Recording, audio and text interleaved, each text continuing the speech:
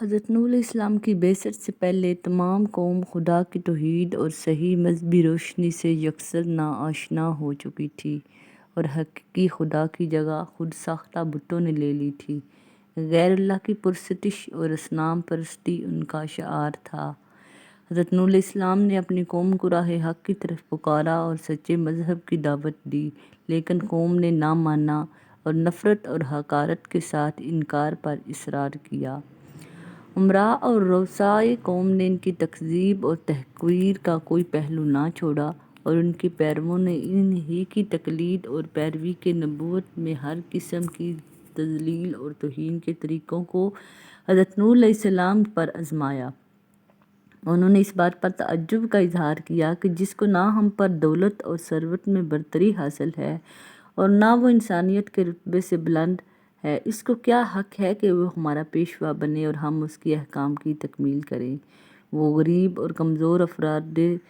کو جب حضرت نوح علیہ السلام کا تابع اور پیرو دیکھتے تو مفرورانہ اور مغرورانہ انداز میں حقارت سے کہتے، ہم ان کی طرح نہیں ہیں کہ تیرے تابع اور نافرمان بن جائیں اور تجھ کو اپنا مقتدیٰ مان لیں۔ وہ سمجھتے تھے کہ یہ کمزور اور پست لوگ نوح کے اندھے مقلد ہیں، نہ یہ ذی رائے ہیں اور نہ ہی ہماری طرح جانچ پرکھ سے کام لیتے ہیں اور نہ یہ ذی شعور ہیں کہ حقیقت حال کو سمجھ لیتے ہیں۔ وہ نوح علیہ السلام کی بات کی طرف کبھی توجہ بھی دیتے تو ان سے اصرار کرتے کہ پہلے ان پست اور غریب افراد قوم کو اپنے پاس سے نکال دے، ہم تب تیری بات سنیں گے، کیونکہ ہم کو ان سے گن آتی ہے اور ہم اور یہ ایک جگہ نہیں بیٹھ سکتے۔ حضرت نوح علیہ السلام نے یہ بھی بارہا تنبیہ کی کہ مجھ کو اپنے ابلاغ دعوت اور ہدایت میں نہ تمہارے مال کی خواہش ہے، نہ جاہ و منصب کی، میں اجرت کا طلبگار بھی نہیں ہوں۔ اس خدمت کو حقیقی اجر و ثواب تو اللہ تعالیٰ ہی کے ہاتھ میں ہے اور وہی بہترین قدردان ہے۔ فقال الملأ الذین کفروا من قومہ ما نراک الا بشرا مثلنا وما نراک اتبعک الا الذین هم اراذلنا بادی الرأی وما نری لکم علینا من فضل بل نظنکم کاذبین۔ اس قوم پر ان کے سرداروں نے جنہوں نے کفر کی راہ اختیار کی تھی، ہم نے تم میں اس کے سوا کوئی بات نہیں دیکھتے کہ ہم تمہاری ہی طرح کے ایک آدمی ہیں، اور جو لوگ تمہارے پیچھے چلے ہیں ان میں بھی ان لوگوں کے سوا کوئی دکھائی نہیں دیتا جو ہم میں ذلیل اور حقیر ہیں اور بے سوچے سمجھے تمہارے پیچھے ہو لی ہیں، تو تم لوگوں میں اپنے سے کوئی برتری نہیں پاتے بلکہ سمجھتے ہیں کہ تم جھوٹے ہو۔ آخرکار حضرت نوح علیہ السلام نے کہا، اے پروردگار، تو کافروں میں سے کسی کو بھی زمین پر نہ چھوڑ، اور اگر تو ان کو یوں ہی چھوڑ دے گا تو یہ تیرے بندوں کو بھی گمراہ کر دیں گے اور ان کی نسل بھی انہی کی طرح نافرمان پیدا ہوگی۔ اللہ تعالیٰ نے حضرت نوح علیہ السلام کی دعا کو قبول فرمایا اور اپنے قانون جزا و اعمال کے مطابق سرکشوں کی سرکشی اور متمردوں کی تمرد کی سزا کا اعلان کر دیا، اور حفظ ما تقدم کے لیے پہلے حضرت نوح علیہ السلام کو ہدایت عطا فرمائی کہ وہ کشتی تیار کریں تاکہ اسباب کے ظاہری اعتبار سے اور مومنین قانین اس عذاب سے محفوظ رہیں جو خدا کے نافرمانوں پر نازل ہونے والا ہے۔ حضرت نوح علیہ السلام نے جب حکم ربی میں کشتی بنانی شروع ہوئی تو کفار نے ہنسی مذاق اڑانا شروع کر دیا، اور جب کبھی ان سے ان کا گزر ہوتا تو کہتے، خوب، جب ہم غرق ہونے لگیں گے تب تو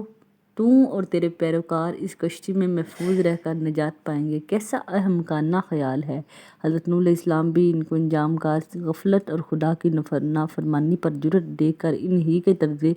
عمل پر جواب دیتے اور اپنے کام میں مشغول رہتے۔ آخرکار کشتی بن کر تیار ہو گئی۔ اب وہ خدا کے وعدہ عذاب کا وقت قریب آیا تو حضرت نوح علیہ السلام نے اس پہلی علامت کو دیکھا جس کا ذکر ان سے کیا گیا تھا، یعنی زمین کی تہہ میں سے پانی کا چشمہ ابلنا شروع ہو گیا۔ تب وحی الہی نے ان کا حکم سنا کہ کشتی میں اپنے خاندان کو بیٹھنے کا حکم دو اور تمام جانداروں میں سے ہر ایک کا جوڑا بھی کشتی میں پناہ گیر ہو،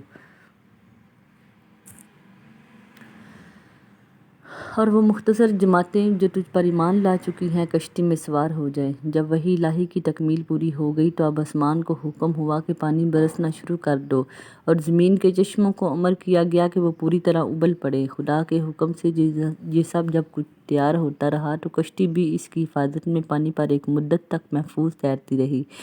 یہاں تک کہ تمام منکرین غرق آب ہو گئے اور خدا تعالیٰ کے قانون جزا اعمال کے مطابق اپنے کیفر کردار تک پہنچ گئے۔